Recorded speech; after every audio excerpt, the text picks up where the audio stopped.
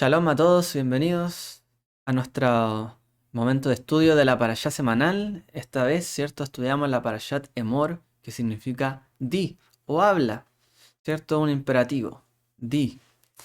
Y en esta ocasión vamos a estudiar sobre los referentes del pueblo de Israel, es decir, los Kohanim, los Leviim, los sacerdotes y levitas.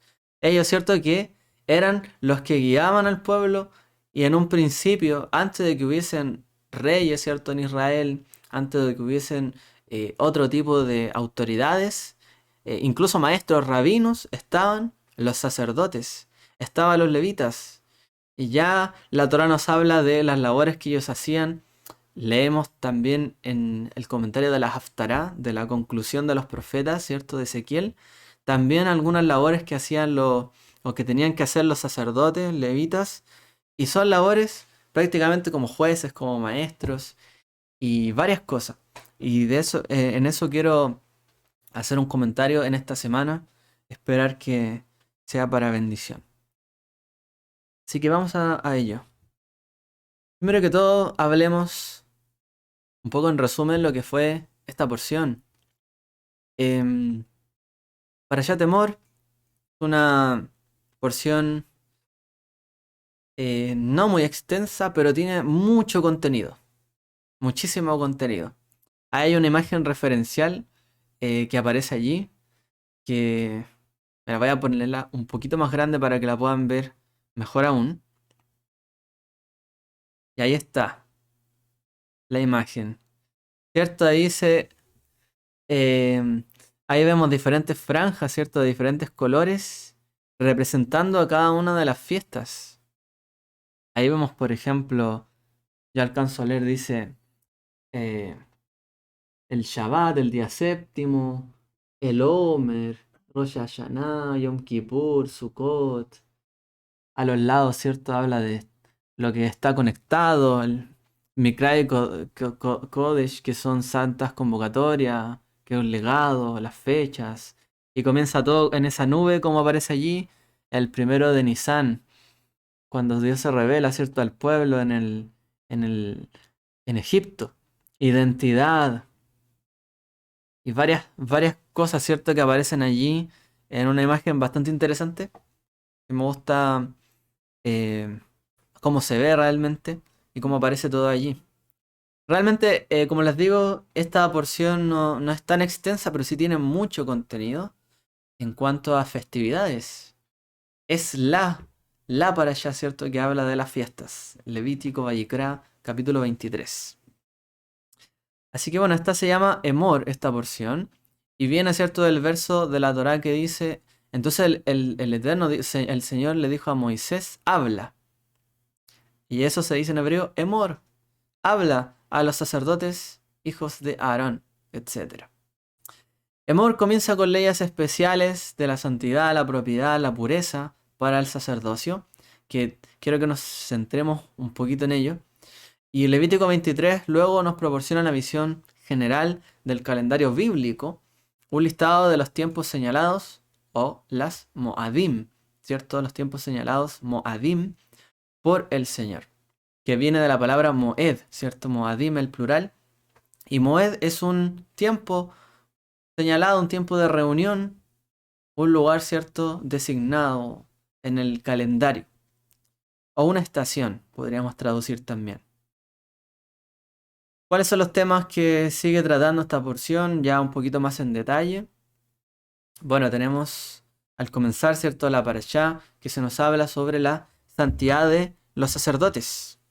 Se nos habla allí, ¿cierto?, sobre eh, algunas leyes relativas al sacerdocio, qué tenían que hacer y qué no podían hacer, ¿cierto? Los Kohanim, los sacerdotes, con quién podrían contaminarse, con quién no.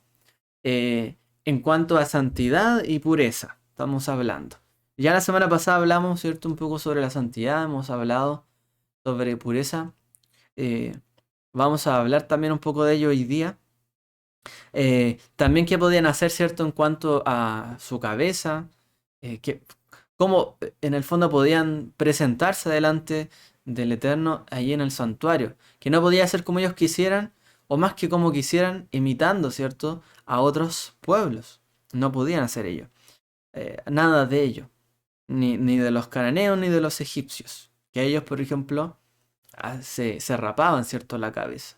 Los sacerdotes tenían prohibido, ¿cierto?, hacer, sino solamente énfasis cortar el pelo, recortar el pelo. Es decir, podían rebajarse el pelo, pero no hacerlo como los egipcios, que ellos se rapaban completamente.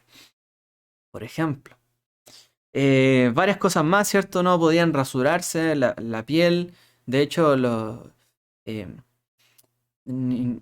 refiriéndose, nosotros podríamos decir hoy día a los tatuajes. Realmente los tatuajes son símbolos muy antiguos, son muy, pero muy antiguos. Ya, es de esta época que la Torá los menciona muchísimo más atrás. Estamos hablando de miles de años donde la humanidad, los pueblos ancestrales, ¿cierto?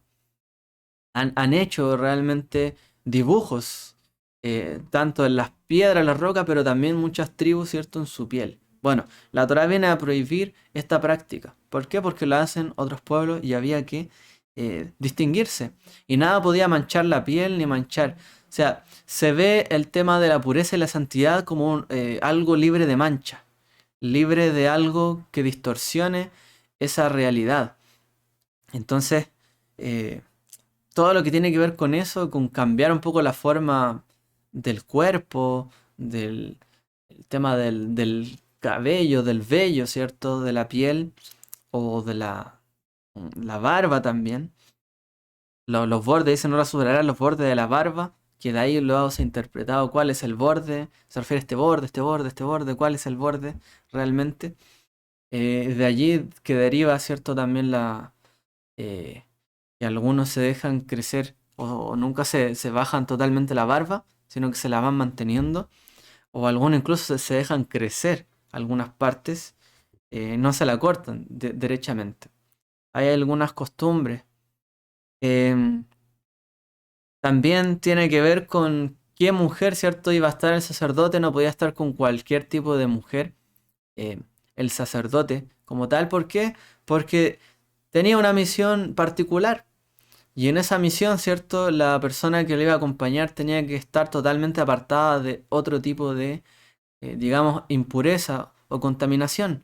Debía estar dedicada, así como el sacerdote, a la vida del sacerdocio y al servicio en el matrimonio, ¿cierto? Entonces, le quita la posibilidad de estar con cualquier tipo de mujer. Y también lo hace para preservar el tema de que la búsqueda, ¿cierto?, del sacerdocio siempre sea en un sentido de la pureza. Porque si el sacerdote tuviera permitido, por ejemplo, estar con cualquier tipo de mujer, probablemente el sacerdote, como una persona importante dentro del pueblo, pudiese llegar a ser como más adelante pasó con los reyes, que acumulaban, ¿cierto?, en aquella época un harén de mujeres y perder totalmente el sentido de la santidad y la pureza. Entonces, todo lo que él hacía debía mantenerse en este sentido. Son muchas de las leyes que aparecen para el sacerdocio, luego nosotros las vemos reflejadas en las recomendaciones, exhortaciones de la Brita Hadashah, de los escritos apostólicos, del Nuevo Pacto. Cuando se habla de los requisitos, ¿cierto?, para los pastores, maestros, obispos, cabezas, ¿cierto?, de las congregaciones, anciano, etcétera, se dan las instrucciones que eran equivalentes a los Kohanim. Y vamos a hablar un poco de ello, porque ellos eran los referentes del pueblo, en cuanto a todo.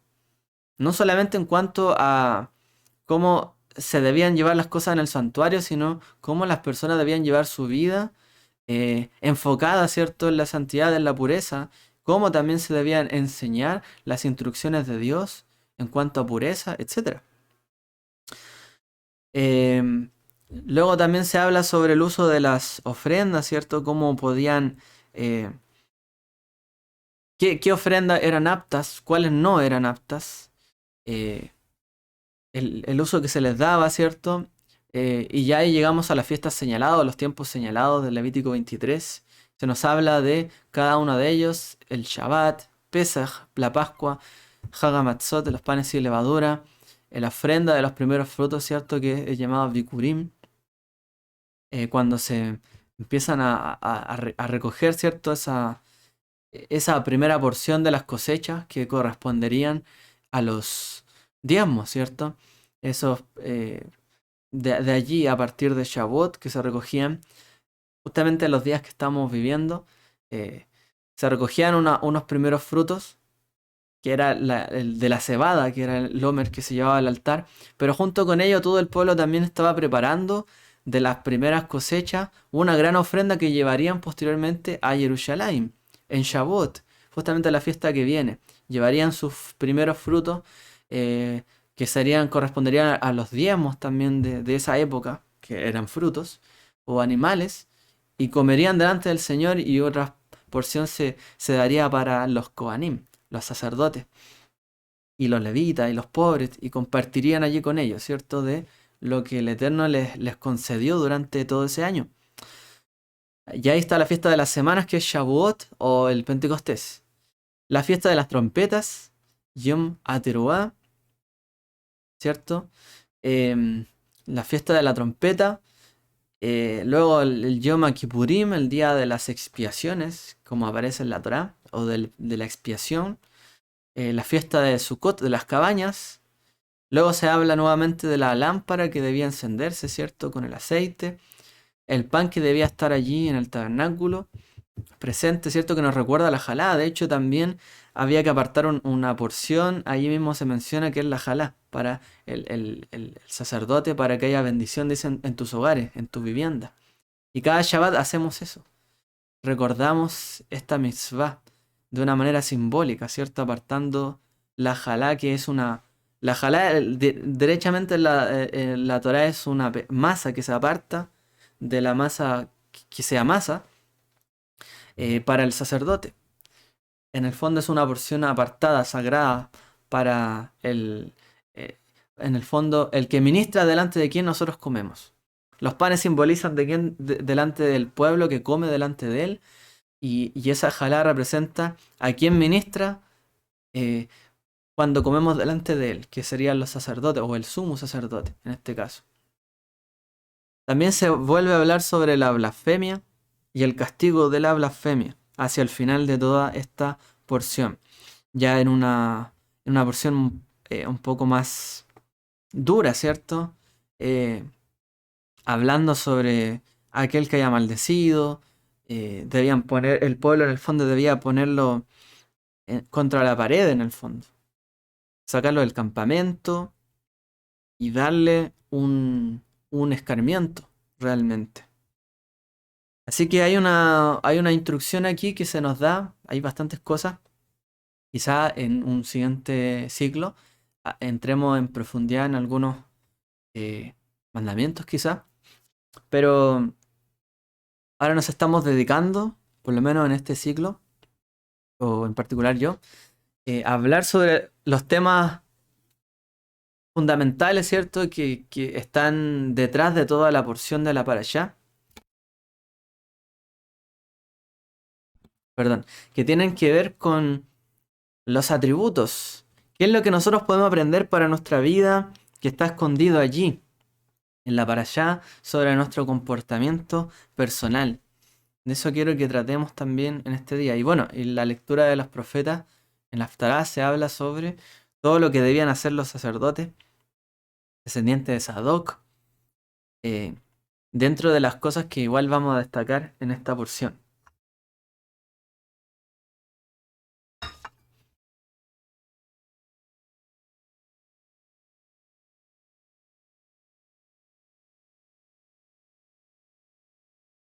Bien, vamos entonces a hablar sobre estos referentes del pueblo de Israel, los Kohanim. Ellos eran realmente los referentes del pueblo. Desde la salida de Egipto, ¿cierto? Que fueron guiados por Moshe, recibieron también el sacerdocio Aarón y sus hijos. Y si en un momento Moshe era el referente del pueblo de Israel, luego vinieron a ser, ¿quiénes? Los Kohanim. Los Kohanim fueron los grandes referentes del pueblo para todo tipo de relaciones, de vida, y conforme a la Torá que tenían los Kohanim, que era más estricta, también era una referencia para los hijos de Israel, para saber cómo debían comportarse, cómo debían vivir y cómo debían hacer. Entonces, vamos a ver de qué manera, ¿cierto?, son referentes del pueblo y cómo hoy día nosotros también podemos llevar esto a nuestra vida, cómo nosotros nos planteamos esta relación. Así que vamos a hablar entonces de esto. Dice allí en Ezequiel, nos va a hablar, ¿cierto?, sobre la labor que debían hacer los Kohanim. Entonces, entre las palabras que se mencionan ahí en la Haftará, algunas de las que más resuenan siempre en nuestra mente cuando leemos estos pasajes son estos versos, estos dos versos. Dice, y enseñarán a mi pueblo a discernir entre lo sagrado y lo profano. Que eso sería entre lo sagrado, ¿cierto? Lo que es Kodesh y lo que es Hol, profano. Kodesh es algo sagrado. Kodesh se refiere, ¿cierto?, a algo que está santificado, por ejemplo, algo que un utensilio que se santificó para el servicio de Dios. Eso es Kodesh. Se utiliza solamente, por ejemplo, la menorá que se encendía en el santuario. Solo servía para mantener allí, ¿cierto?, la luminosidad del santuario del templo, recordando la luz divina. Pero no se usaba esa vela para iluminar la habitación que estaba oscura. No era esa la finalidad, ¿cierto?, llevársela de allí. Eso es Kodesh. Ya los Hol, por ejemplo, una lámpara cualquiera que uno puede tener para iluminar en todo lugar, que no está consagrada y se puede usar de manera común. A eso se refiere, en el fondo. El sacerdote es el encargado de enseñar, dice al pueblo, al discernir entre lo que es Kodesh y lo que es Hol. Lo que es sagrado y lo que es profano. Es decir, las cosas de las cuales deben tener cuidado de tratar. ¿Por qué? Porque han sido santificadas, han sido apartadas para un servicio hacia Dios, y del resto de lo que no está apartado para el servicio. Y que el pueblo en el fondo pueda hacer uso de ello de la manera que le plazca dentro de los límites, ¿cierto?, de la moral, de la ética y de la Torá, de los mitzvot. Luego, y harán que ellos sepan distinguir, nuevamente, palabra distinguir, entre lo inmundo y lo limpio. Y aquí, ¿cierto?, hay otros conceptos.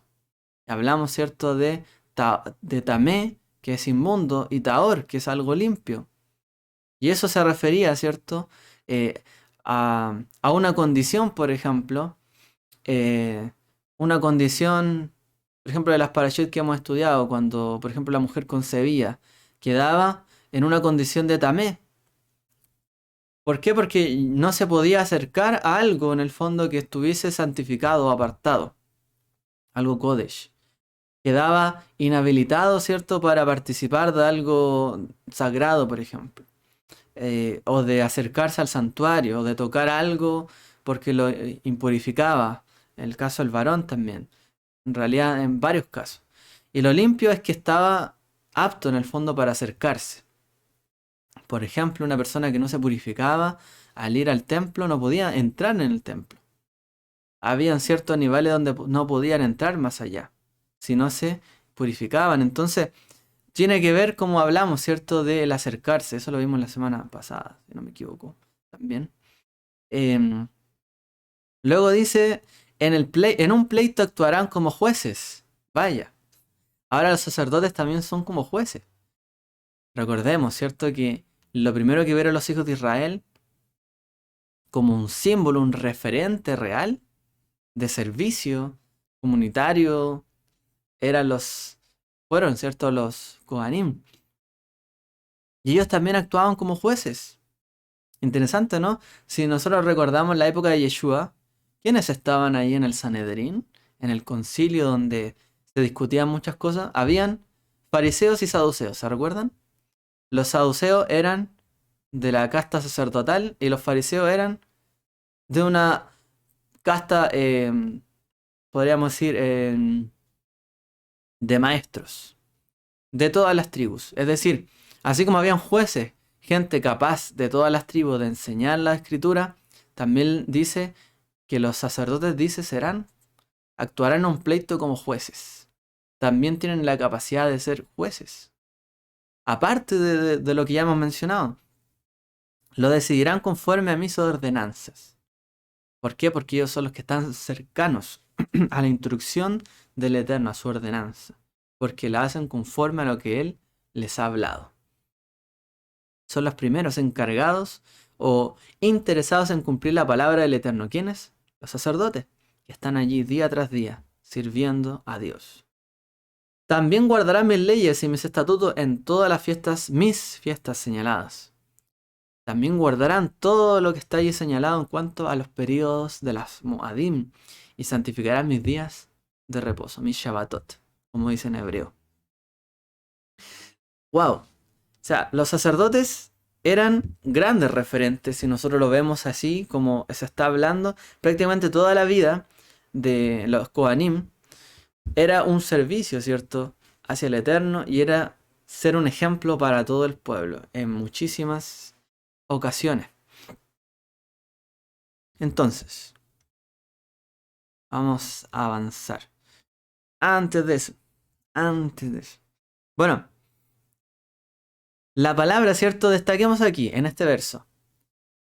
Ezequiel nos habla algunas palabras interesantes. Dice, enseñarán a mi pueblo.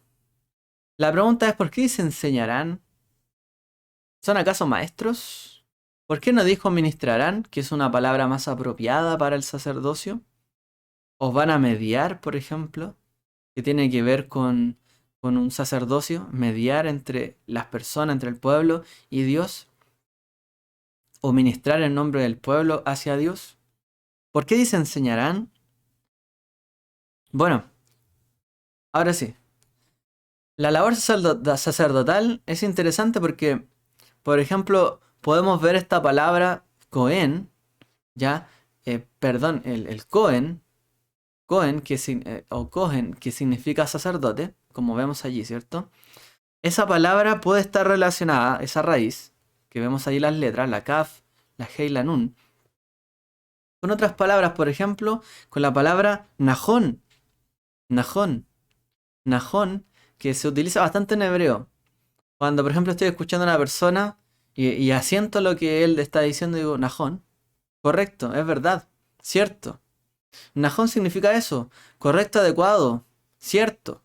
Y esta palabra, si nosotros nos fijamos, está relacionado con Cohen. Tiene prácticamente las mismas letras. La Nun, la Kaf, ¿cierto? Allí, esa raíz. Y vemos allí, ¿cierto? Una relación entre el sacerdote y lo que está correcto, lo que está adecuado en el hebreo. Incluso hay otra palabra, como allí aparece, que es mejin, que significa preparar o proporcionar una base firme. Es decir, algo firme, algo claro, establecer algo. Entonces, de esta manera, a través del hebreo nos podemos dar cuenta de que la misión de los Kohanim, del Cohen, ¿cierto? Era proporcionar una base firme para el pueblo. De tal manera que ellos debían proporcionar una base para enseñarles qué era lo correcto y lo adecuado. Ese es el camino de los Kohanim, en el fondo. Por lo tanto, no solamente el Cohen, voy a darle con el Cohen. El Cohen debía, ¿cierto? Ahí también en la presentación puse Cohen. Es Cohen, ¿ya? Es con el acento en la O. El Cohen debía estar preparado para todo. Él debía enseñar al pueblo a través de su ejemplo, a través incluso de enseñanzas de la Torá, a través de mediar en medio de conflictos, a través de enseñar lo santo, lo que es santo, de lo que es profano, lo que es puro, de lo que es impuro. Debían enseñar al pueblo a prepararse en el camino, a proporcionarle una base firme para que el pueblo pudiera entender de qué se trataba finalmente la santidad, como hemos hablado, de qué se trataba la pureza y de qué se trataba la Torá. No solamente pureza, puro e impuro, la santidad entre lo santo y lo profano, sino también los mandamientos Y como también leímos, las fiestas. El Cohen era el que tenía que enseñar al pueblo qué tenían que hacer en el fondo y cómo se debía hacer adecuadamente. Cómo se debía celebrar la fiesta. Cómo se debía hacer eh, en cada situación prácticamente, entre lo santo, lo no santo, lo puro, lo impuro, entre cada mitzvah, como si es que había tenido un conflicto con mi vecino, por ejemplo, o con otra persona, qué se debía actuar conforme a la Torá, cómo se debía hacer. La labor sacerdotal era muy grande en Israel, muy, pero muy grande, realmente. Y es algo que nosotros tenemos que mirar porque este gran referente en Israel, el Cohen, es el referente también el día de hoy, que muchas veces lo son, ¿quiénes? Pastores, los ministros, o que obispos, o que ancianos, o que evangelistas, o que profetas, o todo lo que se menciona, ¿cierto? Hoy día en medio de nuestro círculo de fieles creyentes en Dios. El Cohen era el referente de qué se debía hacer y qué no se debía hacer, qué era santo y qué no era santo, qué estaba bien, qué estaba mal, qué era correcto y qué no. Siempre, por lo tanto, cuando nos queremos servir a Dios, tenemos que mirar al Cohen. Tenemos que mirar qué es lo que haría un Cohen, por ejemplo. ¿Qué es lo que haría un Cohen? Imagínense en la época de Yeshua. Difícil, ¿no? Los Kohanim, los sacerdotes, estaban pervertidos. Habían pervertido la Torá. Sobre todo se relacionaban mucho con el dinero. Los Kohanim en la época de Yeshua estaban muy ligados con el comercio. Por otro lado, ¿cierto? Se levantaron otro grupo de maestros, como lo fueron los Perushim, los fariseos, que ellos se alejaron del dinero, por así decirlo. Se alejaron de esas amistades de los sacerdotes en aquella época para dedicarse a la Torá y enseñarle al pueblo la Torá. A lo que era correcto, lo que era adecuado. Y hubo una gran división allí ya en esa época. ¿Por qué? Porque hoy día, porque en ese entonces lo que era adecuado y al que tenía que hacer lo adecuado y enseñar lo que estaba bien y correcto, lo estaba haciendo mal. ¿Y el pueblo entonces qué referencia tenía? ¿Qué pasa cuando los que son los referentes se supone que tienen que hacer las cosas bien, que hacen las cosas como se debe, se supone que nos están dando un ejemplo, hacen las cosas mal? Viene el caos, vienen los conflictos. Una de las razones también de por qué Israel estaba tan dividido en la época de Yeshua es por esto. Porque los Kohanim, que ahí vemos en las palabras de Ezequiel, ¿cierto? Descendiente de Sadoc, a quienes se le había dado también la atribución de seguir allí, porque ellos se habían apartado en su momento. Se dice de hecho que los, los sacerdotes que estaban en Qumran eran descendientes de Sadoc y estaban en desacuerdo con el sacerdocio del templo. Inclusive. Entonces, en el fondo, todas esas divisiones que hubo en la época de Yeshua fue porque el gran referente de Israel, o los grandes referentes que eran los Kohanim, no estaban haciendo la labor que debían hacer. Y en ese momento, cuando el Cohen o cuando los Kohanim no están haciendo lo que tienen que hacer, siendo ellos el ejemplo, maestros, ministrando lo santo, lo puro de lo impuro, lo santo de lo profano, lo que es la Torá, lo que son los tiempos señalados, viene confusión en la nación. Cuando no hay, ¿cierto?, un referente claro en un lugar, en un pueblo, viene la confusión. Y en medio de la confusión, ¿qué nacen? Diferentes grupos que tratan de buscar y adjudicarse en el fondo la verdad. Y lamentablemente, aunque buscan, ¿cierto?, apartarse de lo que está incorrecto y seguir un camino correcto, terminan alejándose de la mayoría de la gente, del pueblo. Terminan haciendo su propia secta. Y no me refiero a una secta como algo negativo, como un grupo aparte, ¿ya?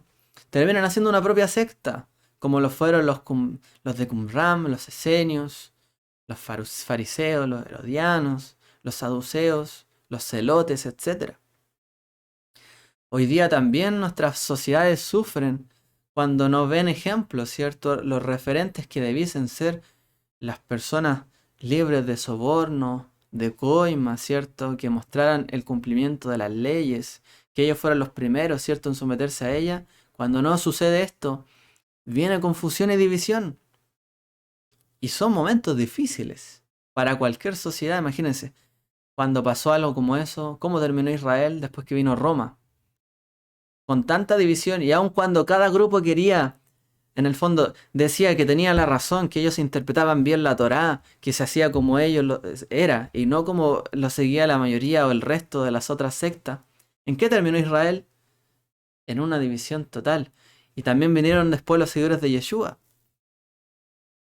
Y luego vinieron los seguidores gentiles de Yeshua y más división. Y aquellos que debían ser referentes se transformaron. Fariseos, saduceos, maestros, pastores, profetas, ancianos, obispos.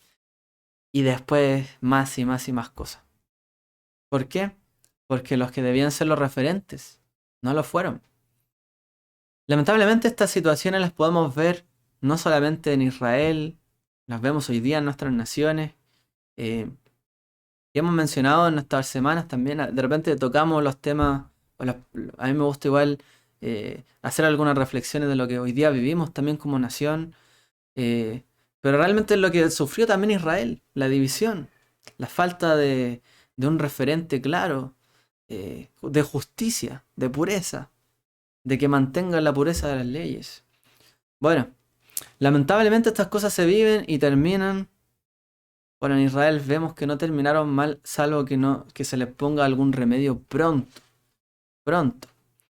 Entonces, dice la Torá, ellos enseñarán tus ordenanzas a Jacob, tu ley a Israel, pondrán incienso delante de ti, holocaustos perfectos, sobre tu altar. Eso dice. La Torá ya le está diciendo ellos, cuando da una bendición hacia los levitas, dice, enseñarán tus ordenanzas a Jacob, tu ley, tu Torá a Israel. Y también pondrán el incienso. Y holocaustos perfectos sobre tu altar. Ellos van a ministrar y van a hacer las cosas perfectas sobre el altar, dice. Le profetiza Moshe a la descendencia de Leví. Tienen que haber siempre en un lugar, siempre. En una familia serán los padres, los referentes. En una comunidad, ¿cierto? Son los líderes, los ancianos, los pastores, maestros. Siempre tiene que haber referente para que no haya una división y que cada cual busque una alternativa de la verdad. Porque cada cual cuando busca su propia verdad o cuando se hace un grupo de cada verdad, finalmente el cuerpo se desmembra o desmiembra. Finalmente, esto le pasó a Israel. Entonces los referentes son muy importantes en la vida. De hecho, los referentes son muy importantes. De verdad que son importantes. Tener referentes sobre a dónde quiero llegar, sobre quién ha hecho las cosas bien, sobre realmente en quién puedo confiar, que ha hecho algo bien y le ha ido bien y lo tengo como referente en mi vida, es algo muy bueno, muy óptimo. Tener maestros de este estilo. Y debemos buscarlos. Pero ¿cuáles son las características que la Torá nos enseñan de estos referentes? ¿Cómo debemos ser o comportarnos? Ya que, lo queramos o no, todos nosotros, de una u otra manera, somos un referente para alguien. Sea de una manera más amplia, quizás de más personas, o sea de una manera más reducida, todos somos referentes de alguien. Siempre. Siempre vamos a ser referentes de alguien. Por lo tanto, tenemos que mirar también hacia acá. Un comentario que hace el Hisekuni aquí que aparece en el verso que hemos leído, dice lo siguiente. Está escrito, Yoru Mishpateja le Yaakov. Enseñarán Yoru, que de ahí de la palabra Yoru, ¿cierto? Se deriva también la palabra Torah. Enseñarán tus ordenanzas a Jacob. Viendo que son personas imparciales que no muestran favores indebidos a nadie, están capacitados para enseñar y ayudar a hacer cumplir tus leyes, dice el comentario. Y veet a mí yoru, como leímos en el pasaje de Ezequiel, y a mi pueblo instruirán. Y aquí nos menciona algo interesante, dice, son personas imparciales que no muestran favores indebidos a nadie. ¿De qué manera se puede ser un referente para alguien porque no muestra favores indebidos a nadie. Es decir, actúa siempre correcto. Nadie puede ser un referente de otro si no es siempre correcto. Si hay una vez que esa persona haya sido incorrecto, o si hay dos veces, o si es investigado, si fue incorrecto, si hizo un favor a alguien indebido, pierde total credibilidad. Esto es parte también de lo que hoy día estamos sufriendo, ¿no? En nuestra nación. De lo que alimenta también la animadversidad que hay hoy día entre la gente. Contra lo que estamos viviendo.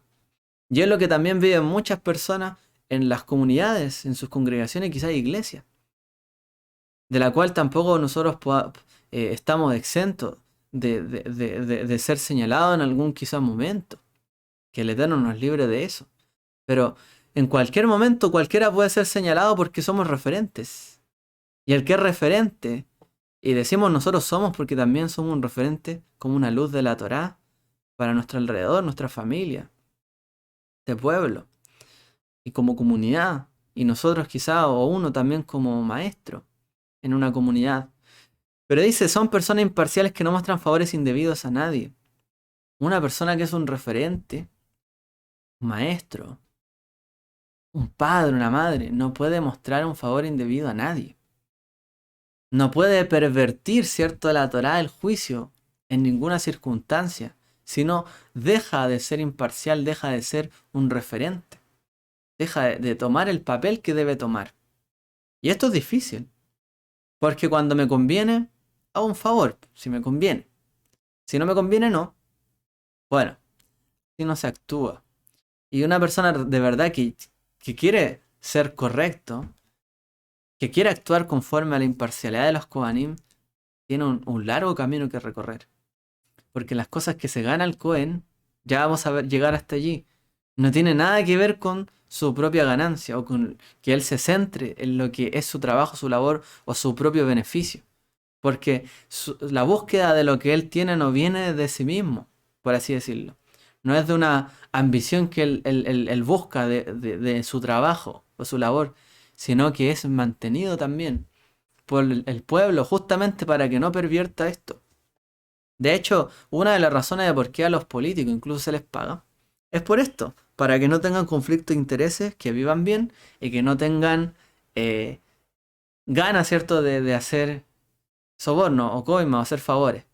Pero bueno, a veces no resulta, a veces parece más incentivo que prohibición. Pero son cosas que se tratan y siempre tiene que haber alguien que también investigue todas estas cosas. Nadie puede estar libre, ¿cierto? El problema es que cuando los Kohanim, como en la época de Yeshua, están en control de todo, del templo, y nadie les puede decir nada, y ellos están confabulados con otros líderes, porque también pasaba que habían otros líderes fariseos que estaban allí confabulados en su momento con Roma, ¿qué se puede hacer? Es totalmente... Eso llevó, de hecho, eh, para volver un poco a la historia, antes de que viniera Roma a destruir Jerusalén, primero hubo una revuelta judía muy grande contra el sacerdocio y contra los que vivían en lo alto, donde estaba el templo, en las casas que tenían, que vivían súper bien mientras la gente eh, sufría, ¿cierto?, las consecuencias de, igual de Roma, la esclavitud, etcétera. Antes de que Roma viniera a destruir Jerusalén e Israel, primero hubo una revuelta muy fuerte. Y después de eso vino la destrucción. Entonces, todo eso debe ser tratado con la mayor de la justicia, siempre. Cuando hay referentes. Nadie puede estar libre, ¿cierto?, de cualquier tipo de auditoría o eh, de, examen. Nadie puede estar sobre la ley y sobre todo el sacerdote que tenía que actuar y enseñar a la gente cómo actuar conforme a la Torá. Y no le tenía que deber nada a nadie. No le podía temblar tan bien la mano para ejecutar cierto juicio. Y tampoco tenía que poner impedimento para enseñarle al pueblo cómo se actuaba en las fiestas, cómo se hacía la Torá, hasta el nivel más pequeño, ni más grande. Es decir, todo el interés que él tenía que colocar era por el bien de los demás y no por el bien propio. Actuar conforme a la Torá del Eterno por el bien del Eterno y para enseñar al pueblo también por el bien del pueblo y no por su propio bien, del que vaya a ganar algo. Por lo tanto, él no recibía ni trabajaba, ni él tenía beneficio, ¿cierto? Salvo la ayuda del pueblo, que era una forma de justicia. Para allá vamos.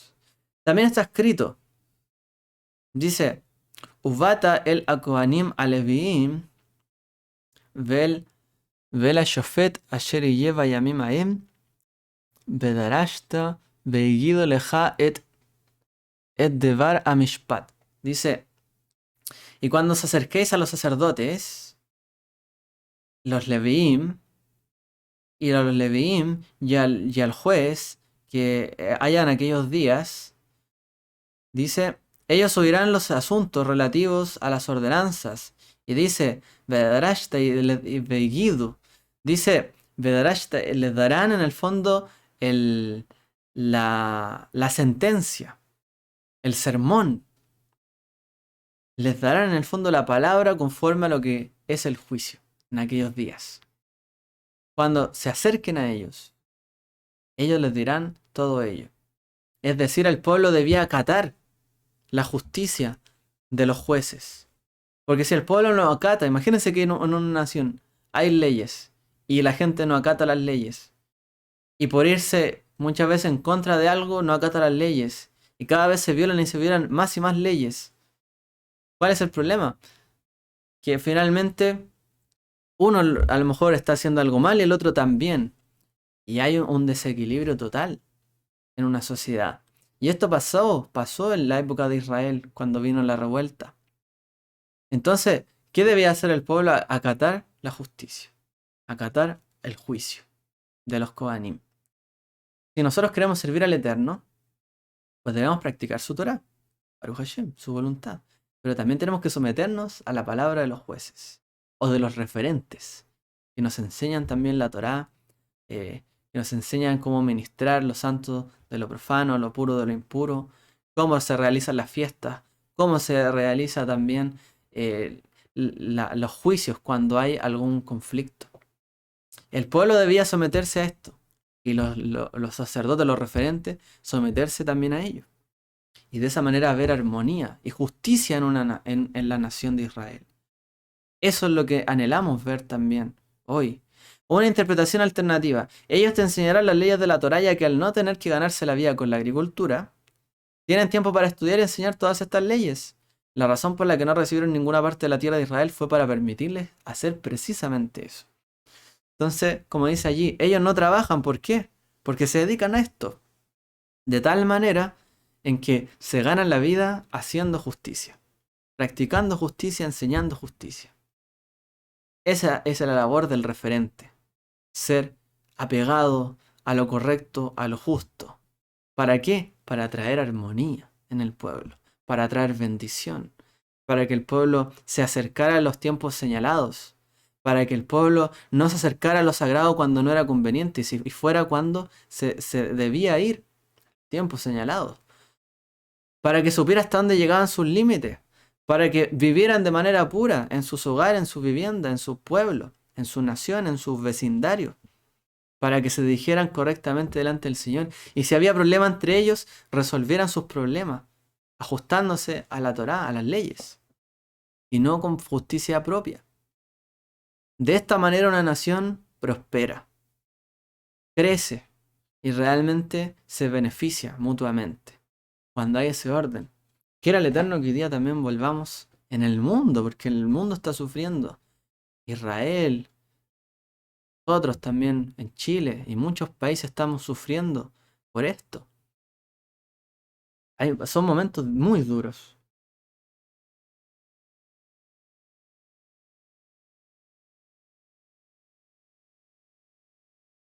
Antes de ver eso, hay una palabra que es interesante, una frase de la sabiduría popular, dice, dale a una persona un pez y lo alimentarás un día, pero dale Enséñale a una persona a pescar y lo alimentarás toda la vida.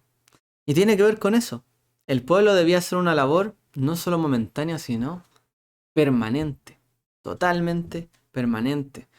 La enseñanza que ellos debían ilustrar hacia el pueblo no era algo momentáneo, sino que siempre su conducta, por eso, no solamente les correspondía entre juicio y juicio decir, esto se hace.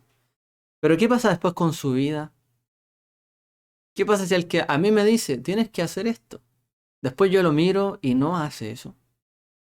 ¿Qué pasa con mi referente? Se me cae hasta el suelo. Y nos pasa a todos. Y quizás nosotros también hemos sido, eh, eh, hemos hecho eso hacia otras personas.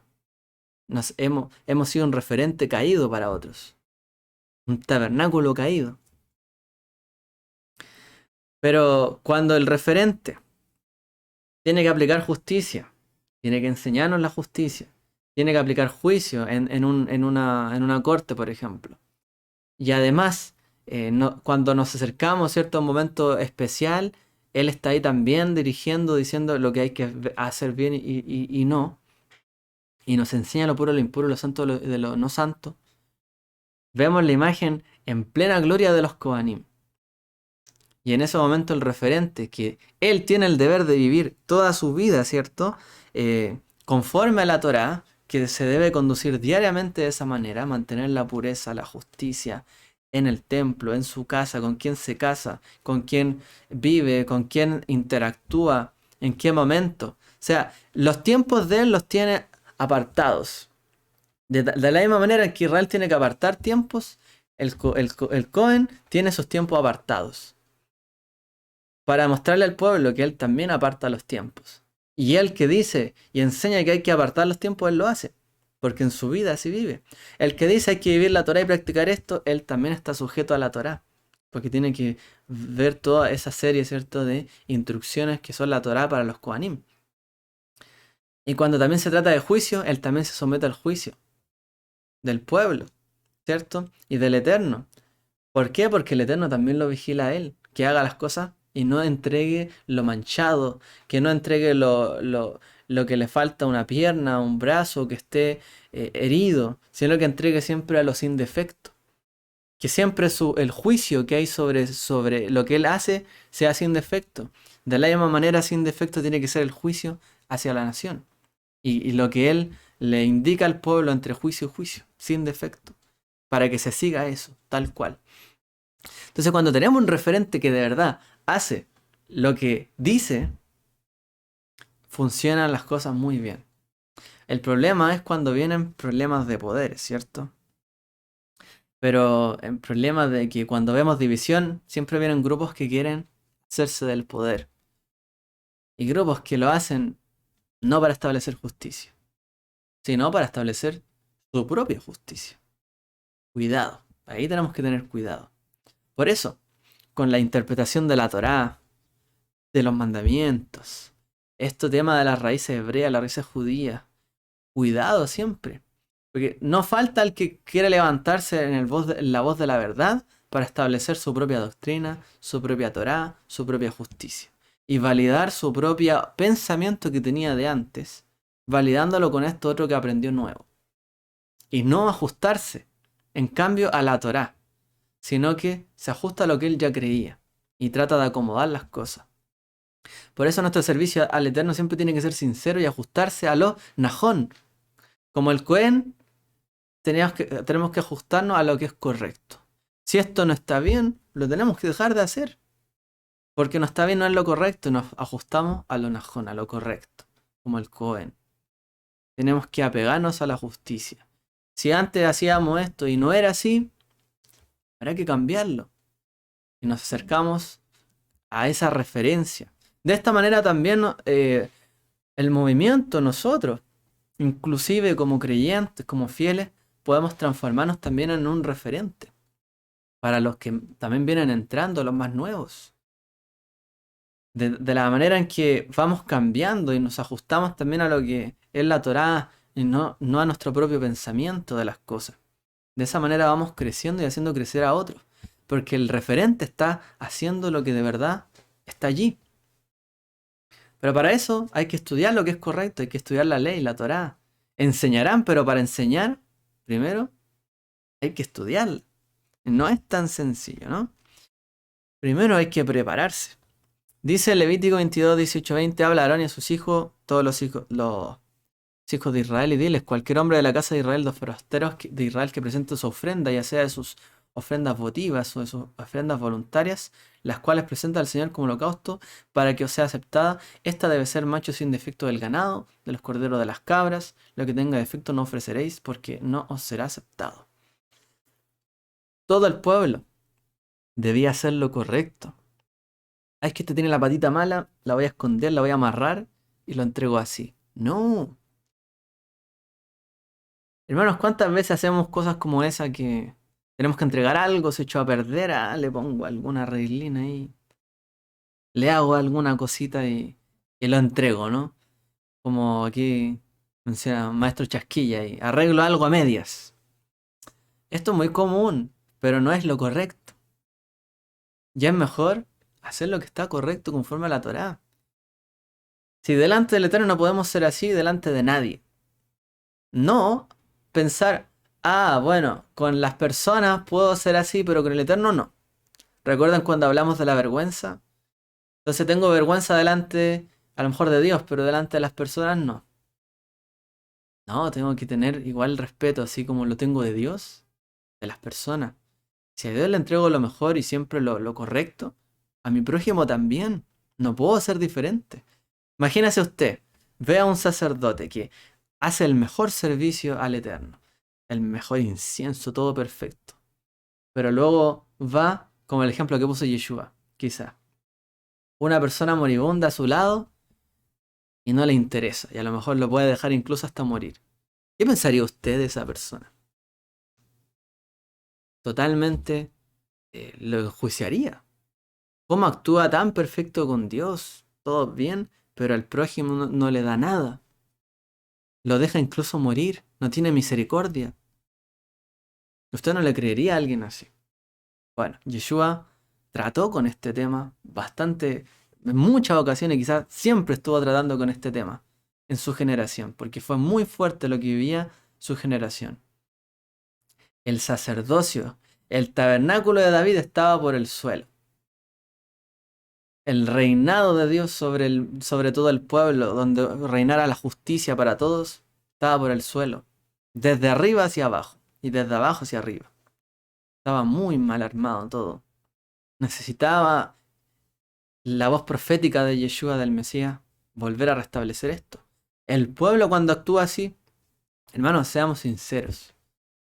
Nosotros decimos, tenemos a lo mejor líderes súper malos, nuestros políticos roban aquí y allá, se coluden. Pero cuando uno ve las relaciones, por ejemplo, de las empresas o de la gente, los trabajadores, se coluden, se hacen arreglines, licencias médicas falsas, o se colocan horas de más, que trabajaron extra, o cosas así. Y luego reclamamos que nuestros líderes, que son nuestros referentes, hacen cosas con intereses con los demás. Tienen conflictos de intereses, perdón. Y toda la gente hace eso. O se salta las leyes. O no, es que ellos roban aquí impuestos, platos de acá, evaden impuestos. Y la persona vende y no le paga impuestos a nadie. Trata siempre de vender por detrás, en negro, para no pagar impuestos. Y así, uno puede decir, no, pero es que es injusto esto aquí, esto allá. Pero la ley es la ley. Tenemos que hacer lo que está correcto. Un hijo del Eterno siempre se tiene que ir a hacer lo que está correcto. Si hay algo que el pueblo de Israel, pueblo judío, lo ha destacado entre las naciones, es lo que dice la Torá. Cuando la gente te vea, cómo cumples estos mandamientos, estos estatutos y estas leyes, la gente verá qué pueblo sabio y entendido es este. O sea, este pueblo cumple su estatuto y sus leyes y sus mandamientos, aunque está lejos de su tierra. Aunque vive en cualquier otro lado del mundo, siguen cumpliendo con sus leyes. Y además también cumple las leyes de este lugar.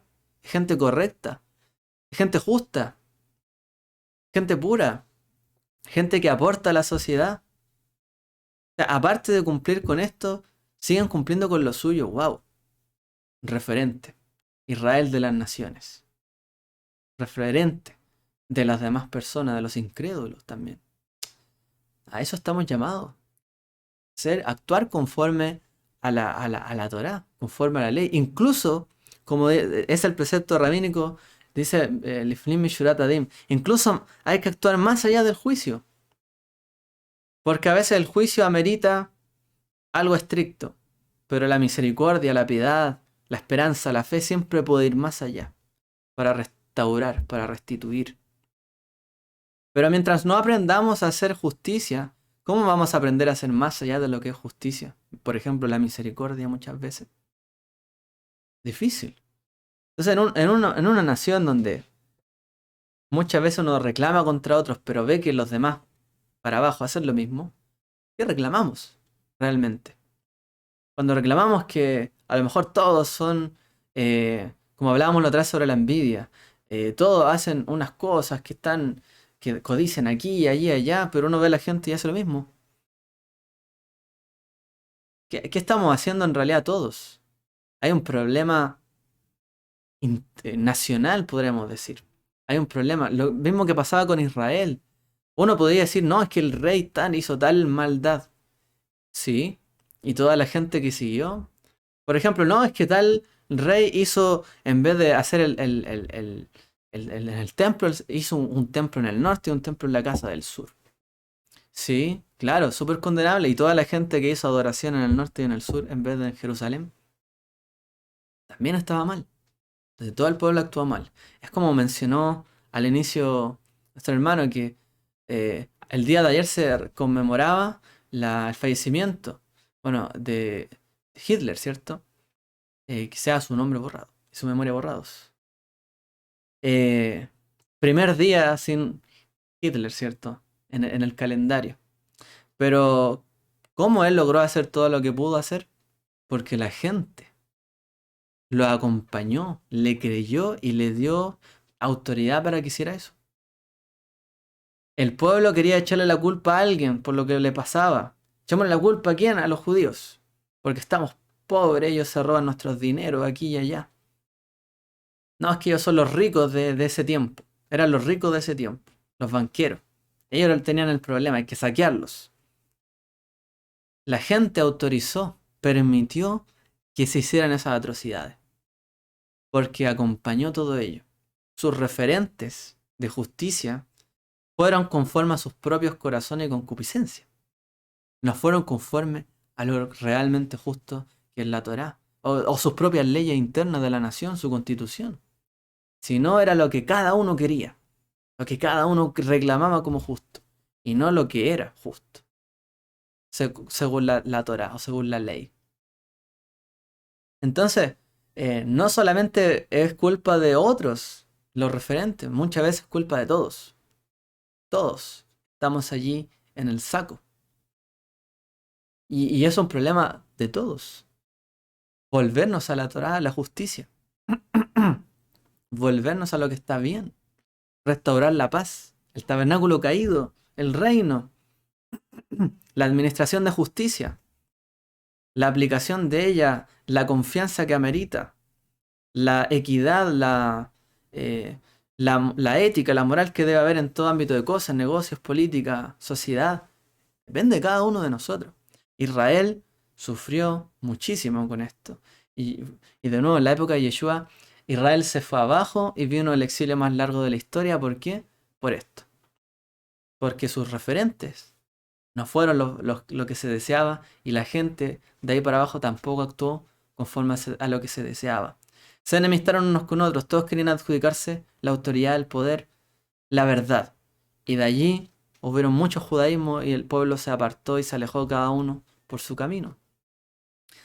Los fariseos, de hecho, tienen el gran mérito de haber tenido influencia sobre la mayor cantidad del pueblo dentro y sobre todo fuera de Israel, de tal manera en que pudieron mantener la unidad, la cohesión, a través de su interpretación de la Torá.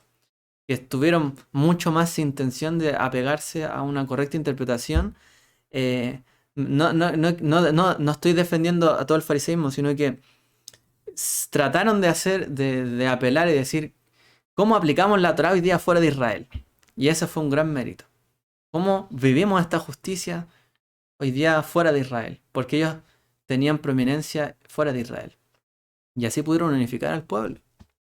Entonces, estas preguntas yo las planteo como actuales también porque son parte de nuestros desafíos.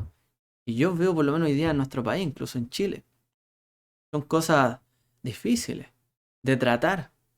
Porque siempre el foco de las cosas es que el problema recae sobre el otro. Y no sobre nosotros. ¿Y qué es lo que tiene que hacer un pueblo que sabe que las cosas están mal? ¿Qué es lo que nos dice la Escritura? Si mi pueblo se humillare, ¿cierto? Si el pueblo sobre el cual mi nombre es invocado se humillare. Si el pueblo, no si solo los líderes, si todos se humillaren, si todos reconocieran sus errores, si todos dijeran, estamos haciendo algo malo, corregimos, vamos a hacer ahora lo que está correcto. Hay alguien que nos enseñe qué es lo que está bien y allí colocar, ¿cierto?, a las personas indicadas, que de verdad van a restituir las cosas. Y no es que este va a ser el que va a traer esto, es que está acá. Y dejarnos convencer, así es fácil. Porque así de fácil nos dejamos convencer en lo religioso, en lo político, en cualquier filosofía. Porque alguien tiene algo de razón, que porque yo pienso así. Tenemos que buscar la justicia antes que nuestra propia justicia, nuestra propia sabiduría. ¿Qué es lo que de verdad está bien?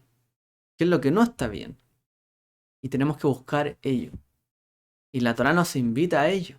No hay manera de restituir la Torá si no la restituimos en nuestra vida. O sea, no hay manera en que el Eterno podamos decir que reina en el mundo si no vivimos nosotros la Torá y la justicia. En otro sentido, no podemos decir que la Torá está restituida si no se vive en mi entorno y en todo lo que yo me muevo. Y si no se puede vivir en una nación, si la Torá no sirve para construir una nación, que es el objetivo de mantener, levantar y para que subsista una nación en la justicia, en el orden, si la Torá y lo que yo aprendo del Eterno no me lleva a eso, a construir una buena nación, una buena sociedad, en todo mi entorno, cercano en mi vida personal y de ahí hacia afuera, pues fracasa la Torá. Ha fracasado en ese sentido. ¿Y de quién es la culpa de la Torá? Del Eterno. Culpa nuestra, es culpa de Israel. Los profetas lo han anunciado una y otra vez. Pervertir la justicia, hacer lo incorrecto. Desde los líderes hacia abajo, todos. Pero si nos arrepentimos y volvemos allá, y volvemos a los referentes, y volvemos a colocar las personas que tienen que estar y allí, y le enseñamos, instruimos y vamos creciendo de a poquito, tenemos que construir una nación. Y de esa manera la Torá restaurada, el nombre del Eterno restaurado. Y así traemos redención y aproximamos la venida del Mesías. Porque Él viene a reinar sobre una nación, o no un pueblo. Pero un pueblo único, no uno dividido. Entonces la Torá nos tiene que servir a eso, para construir la nación nuevamente. Y no para seguirla dividiendo en medio de más corrientes.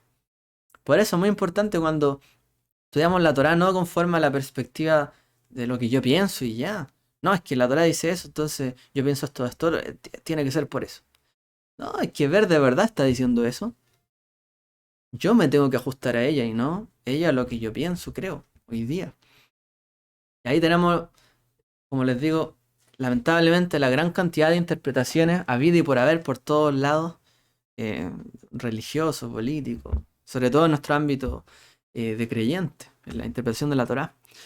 Bueno, voy a llegar hacia la conclusión porque creo que me detuve bastante en esto, pero es algo que a mí de verdad me genera mucha, a ver, eh, incluso me da tristeza ver todo esto, las cosas que pasan hoy día a nuestro alrededor. Hay mucha gente sufriendo, ¿cierto? Mucha gente pasándola mal. Y cuando no hacemos las cosas ordenadamente como tienen que ser, pues nunca la ayuda llega donde tiene que llegar. Cuando no hacemos las cosas que tenemos que hacer. Nunca al que tiene que recibir algo, nunca la justicia se aplica bien cuando no hacemos lo que tenemos que hacer. Y cuando todos alentamos el desorden y el caos. Tenemos que llegar a un momento de llevar las cosas por un rumbo y tenemos que orar por eso, por la paz. Ser hijos del Eterno, como dijo Yeshua, significa ser pacificadores, establecer nuevamente, ¿cierto?, la paz. Y para que haya paz, significa que hay una ley promulgada que la gente respeta, que todos se respetan unos a otros, todos actúan conforme a ellos y que la gente más encima pueda prosperar conforme a ellos. Eso es lo que también buscamos nosotros, en los mismos caminos del Eterno, en todo. Esperar que con la ayuda del Eterno podamos llegar a esos momentos. Y, si eso no pasa, dice Yeshua, bienaventurados los que tienen hambre y sed de justicia, porque serán saciados. Aun si no hay justicia en este mundo, o en una nación, o en Israel, o en nuestro entorno, pues tenemos que tener consuelo. ¿Por qué? Porque aun cuando persigamos justicia, tengamos hambre y sed de justicia, y siempre la busquemos, y a lo mejor nunca la hallemos en este mundo, Él nos va a saciar, Él nos sacia igual. Y nos va a dar un mundo venidero, otra vida donde va a reinar Él, ¿cierto? Y va a haber tranquilidad y esa justicia la vamos a encontrar. La vamos a hallar si la buscamos. Vamos a encontrarla, dice Yeshua. Bueno, entonces, vámonos de nuevo para aplicarlo un poco a nuestra vida y al pueblo. ¿Qué tenemos que hacer? Tenemos que ser... nosotros podemos plantearnos, por ejemplo, en términos de la parashá. Cuando blasfemamos, merecemos la muerte. Cuando hacemos un pecado u otro, merecemos la muerte. Y la Torá menciona varias cosas así. Si alguien, imagínense, los hijos de Aarón hicieron lo indebido, merecemos la muerte. Y uno se preguntará, bueno, hoy día, ¿qué nos merecemos? Si de verdad hacemos lo incorrecto, lo indebido, o si nos llega una palabra como esta que habla de la justicia, ¿qué estamos haciendo? ¿De verdad hay algún rescate para mí que he hecho lo malo, lo indebido?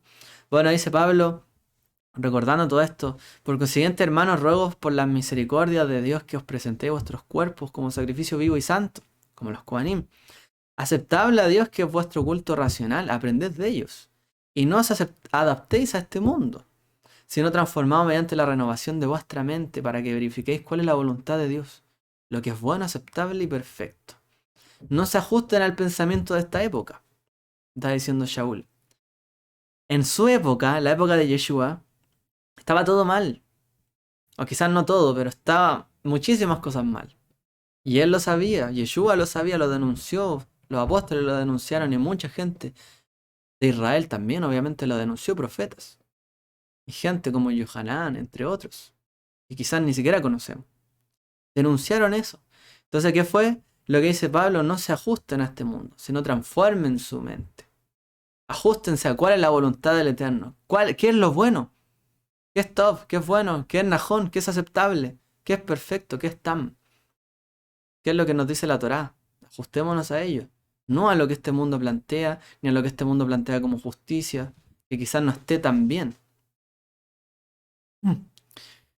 Y Pablo demuestra también la angustia que todos sentimos en este caminar, porque aun cuando nos planteamos todo esto, el camino de la justicia, llegar hasta allá, es difícil. Podemos fallar en una cosa y la Torá menciona en varios casos que la paga era la muerte. Se acabó todo cuando fallo, cuando cometo un error. Pablo dice, Shaul, así que queriendo yo hacer el bien, hallo la ley de que el mal está presente en mí. Porque en el hombre interior me deleito con la Torá de Elohim. Pero veo otra ley en los miembros de mi cuerpo que hace guerra contra la ley de mi mente y me hace prisionero de la ley del pecado que está en mis miembros. Miserable de mí. ¿Quién me libertará de este cuerpo? ¿De muerte? Pregunta retórica. Porque aquel fue el Mesías, ¿cierto? El que nos libertó de ese cuerpo de muerte. Pero dice, esta es la lucha que batallamos cada uno, día a día. Por un lado veo que la Torá me dice, haz esto y yo hago lo otro. Pero es la lucha que cada uno tiene. Y si no es una lucha, es que hemos abandonado la batalla. Y ahí está el punto. Si no luchamos, es que hemos abandonado la batalla. ¿Está todo bien entonces? ¿Para qué queremos que venga el Mesías si está todo bien? Si no hay que corregir nada. Por eso, no luchamos contra carne ni sangre, dice. Hay una batalla que se está librando en cada uno, hoy día y siempre, para buscar y dirigirnos a buscar la justicia de Dios, buscar sus caminos, su salvación. ¿Por qué?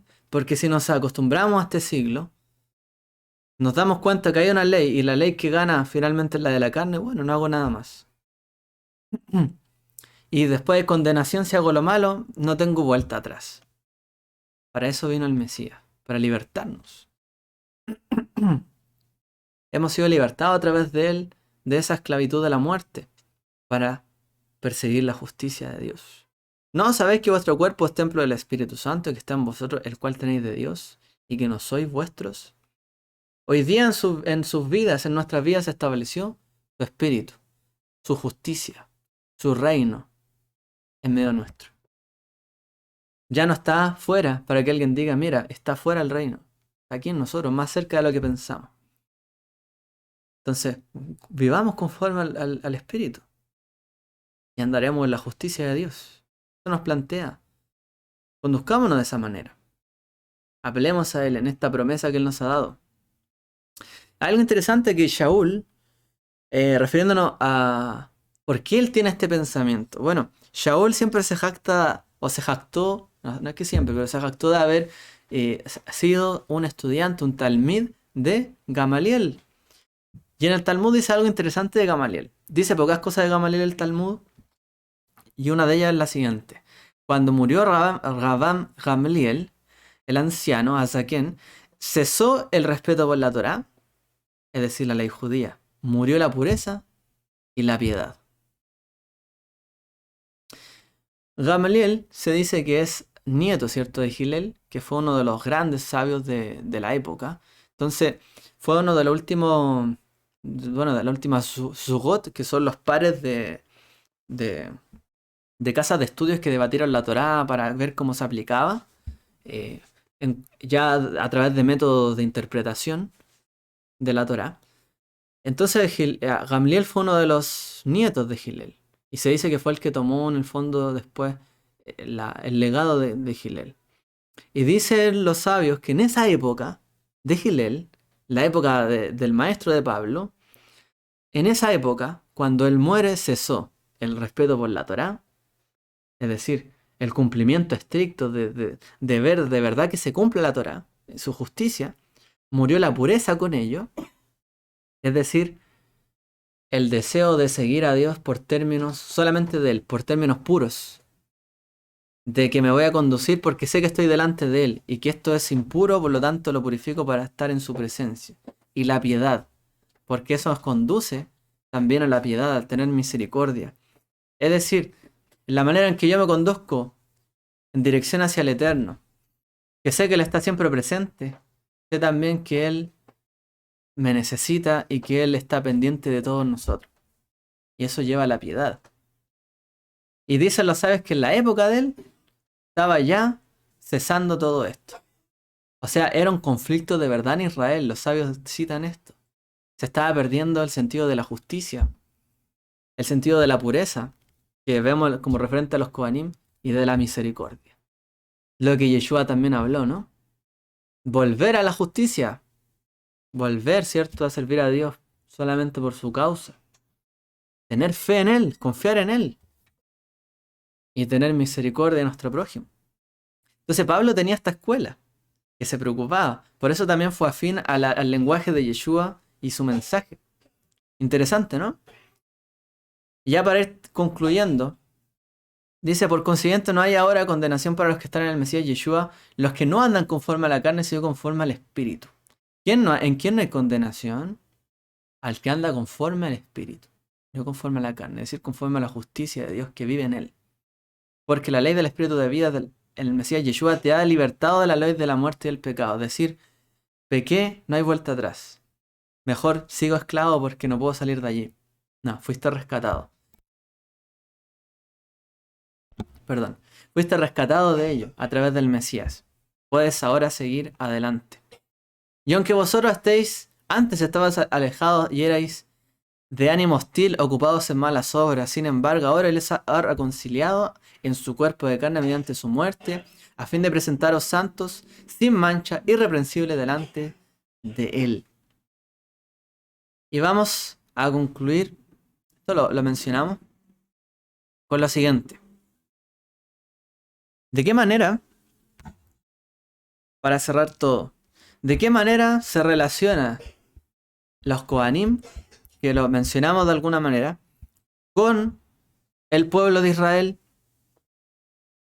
¿De qué manera se relaciona en el fondo la instrucción de los mandamientos de justicia, que era, cierto, lo que tenían que enseñar los Kohanim, con su práctica de pureza ritual que ejercían en el santuario? O sea, ¿cuál relación hay entre la justicia que ellos tenían que enmarcar, en parte lo respondimos, con la pureza ritual que tenían que llevar? ¿Cómo se relaciona esto? Bueno, de la misma manera en que los hijos de Israel hacían justicia hacia ellos enseñaban justicia al pueblo a través de la pureza.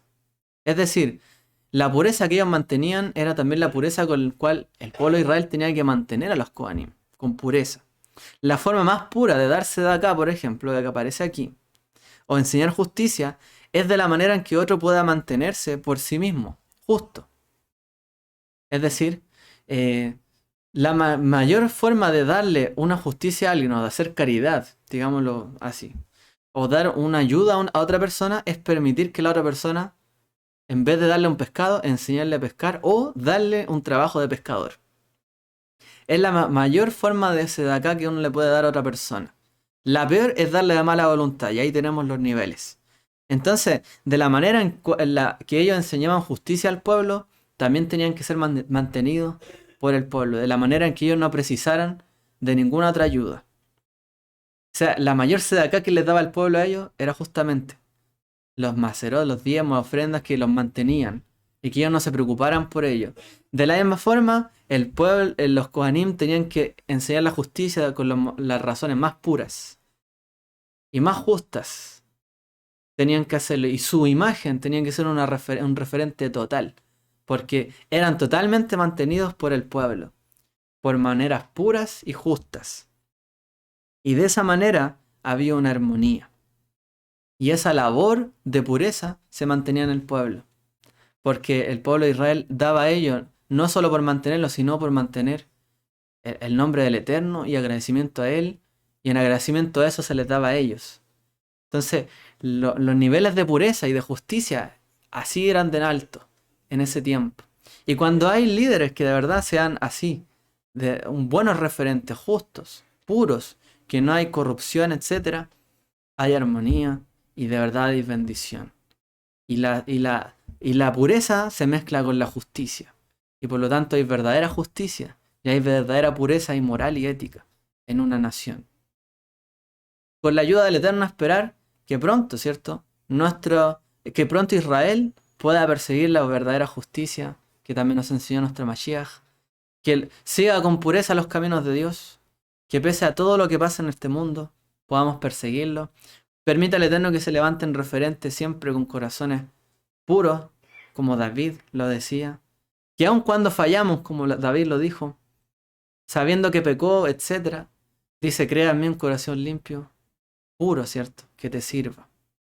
Purifica dentro de mí un espíritu recto.